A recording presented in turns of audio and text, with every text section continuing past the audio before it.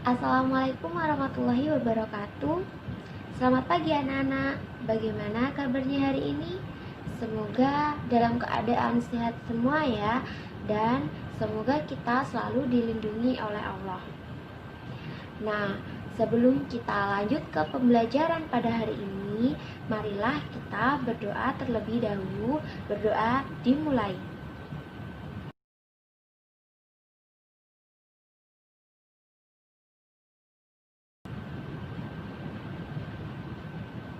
Berdoa selesai.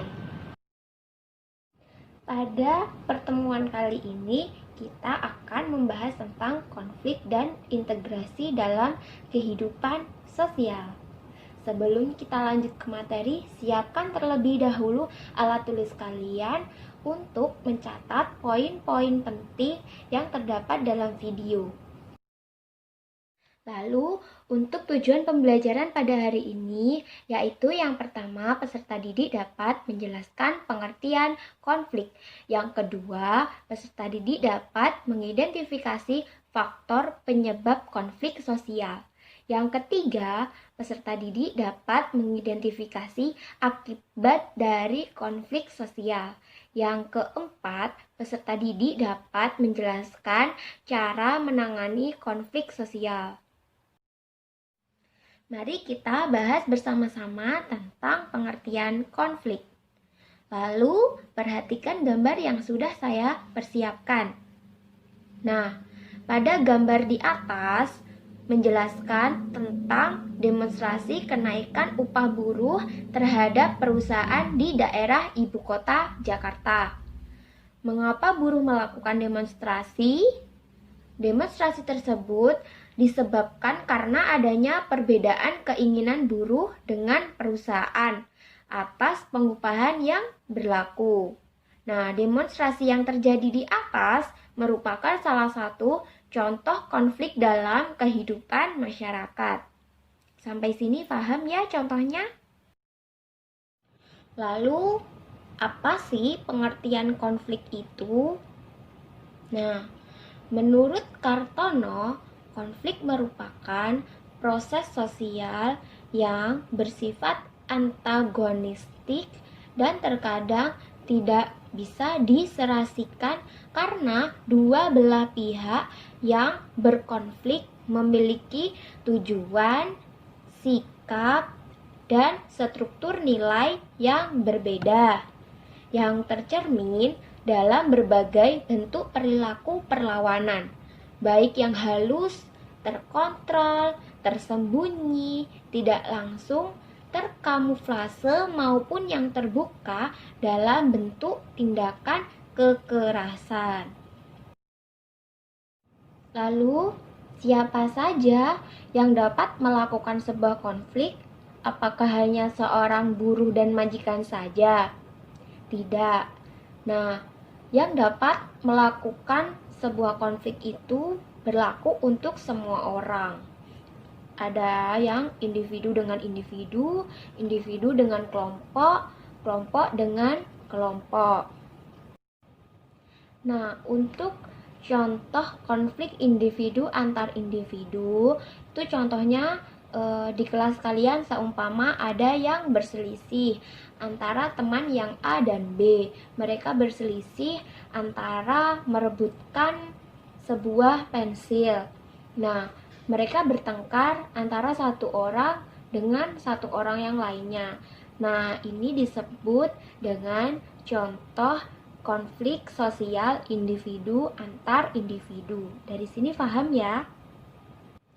Lalu, contohnya konflik sosial individu antar kelompok itu seperti apa?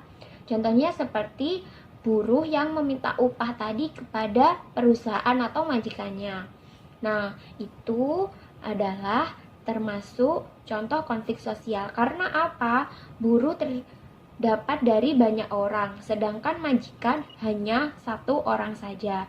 Jadi, bisa disebut dengan buruh ini kelompok dan majikan ini individu. Dari sini paham ya?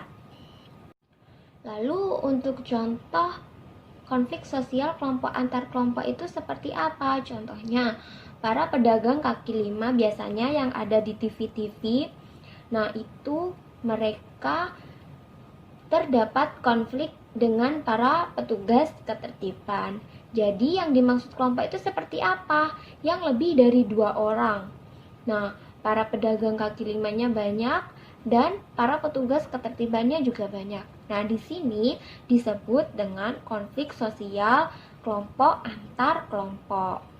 Nah, konflik bahkan dapat melibatkan dalam skala yang lebih luas, konflik antar kelompok dan juga dapat berupa konflik antar suku.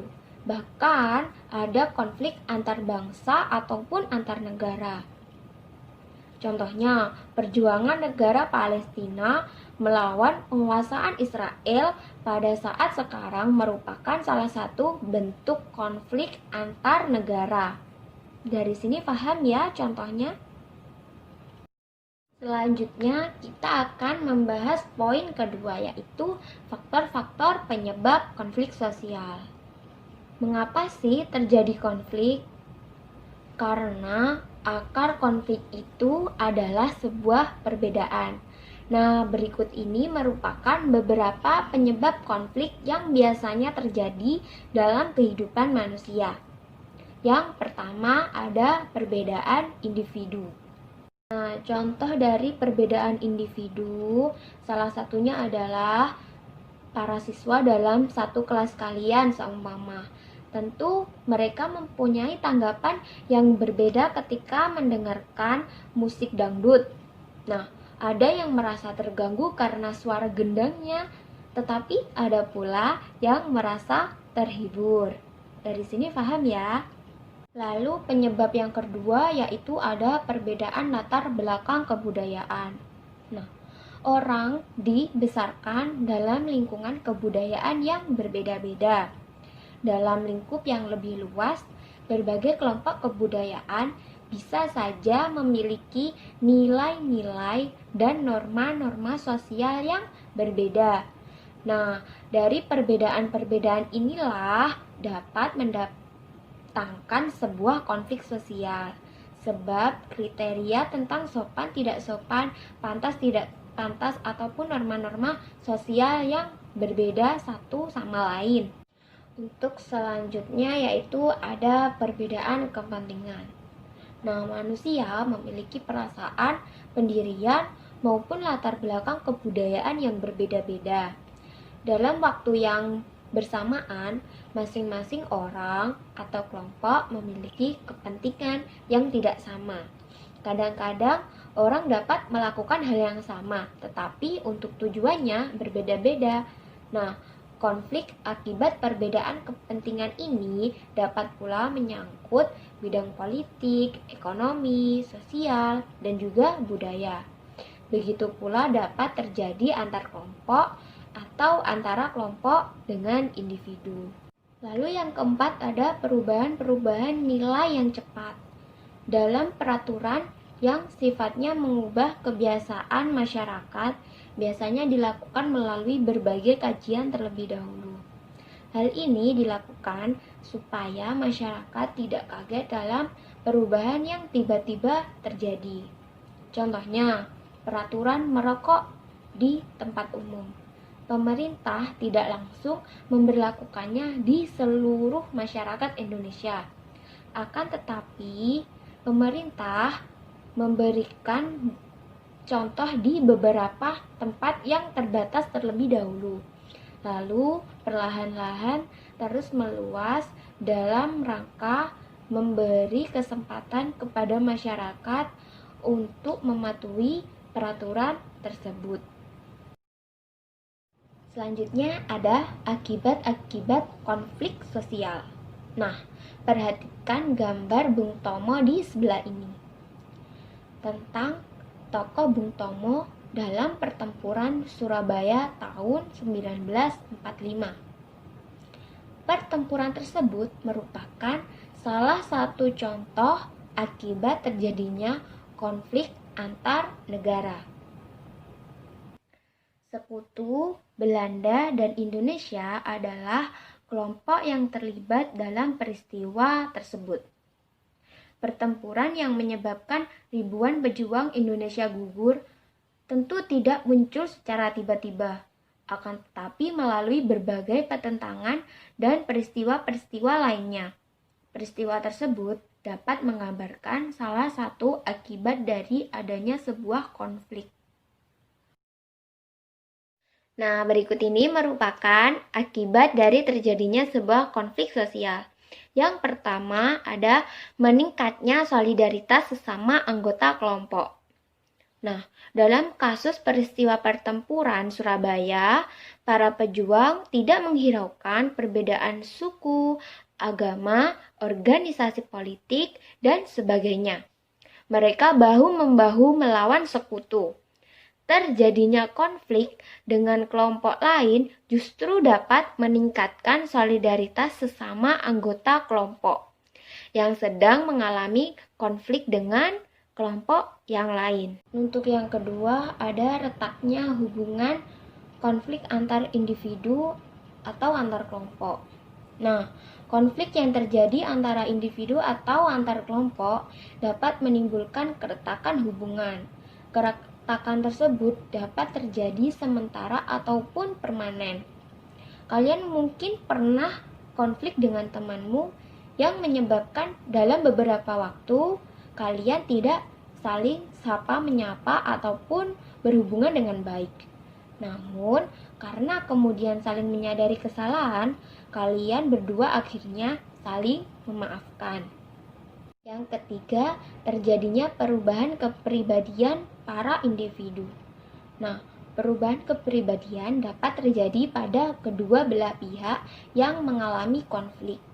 Kedua belah pihak dapat saling menyesuaikan atau justru masing-masing mempertahankan kebenaran yang diyakini. Nah, yang keempat, rusaknya harta benda dan bahkan hilangnya nyawa manusia.